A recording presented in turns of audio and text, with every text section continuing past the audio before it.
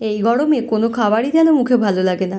তাই আজকে এমন একটা রেসিপি শেয়ার করব যেটা কিন্তু সকলেরই আশা করছি ভালো লাগবে। আমি সুস্মিতা চলে এসেছি আবারও একটা নতুন রেসিপি নিয়ে।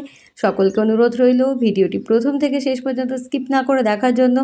তো আজকে আমি উচ্ছে আলু বেগুন দিয়ে নিরামিষ চচ্চড়ি বানিয়ে দেখাবো, যেটা কিন্তু থাকলে একটা তরকারি দিয়েই প্রথম থেকে শেষ পর্যন্ত সমস্ত ভাতটা নিমেষে খাওয়া হয়ে যাবে। তো এখানে আমি প্রথমে কড়াই বসিয়ে দিয়েছি, কড়াইতে দিয়ে দিয়েছি সর্ষের তেল, দিয়ে দিলাম 5 ফোড়ন আর শুকনো লঙ্কা। এখন আমি উচ্ছেটাকে টুকরো করে সরু সরু করে কেটে নিয়েছিলাম। উচ্ছেটাকে প্রথমে তেলের মধ্যে দিয়ে দিচ্ছি, দিয়ে জাস্ট একটু ভাজা করে নিচ্ছি।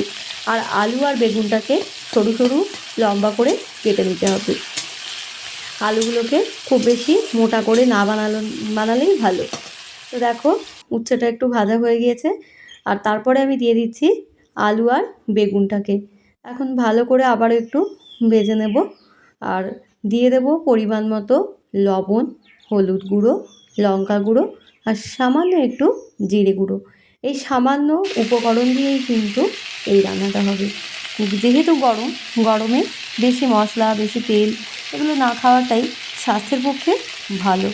আর এই রান্নার জন্য কিন্তু বেশি তেল মশলার প্রয়োজন নেই। তাই এই রেসিপিটা কিন্তু গরমে স্বাস্থ্যের কোনো ক্ষতি করবে না। দিয়ে দিলাম সমস্ত মশলাগুলো, আর এখন একটুখানি ভাজা ভাজা করে নিচ্ছি, দিয়ে একটা ঢাকনা দিয়ে দিলাম ওপর থেকে। এইবার আস্তে আস্তে এই চচ্চড়িটা কিন্তু হবে। এই চচ্চড়িতে খুব বেশি জল ব্যবহার করার প্রয়োজন নেই, প্রয়োজন হলে অল্প একটু জল দিতে পারো, তা না হলে ঢাকা দিয়ে দিয়ে এই চচ্চড়িটা বানিয়ে নিতে হবে।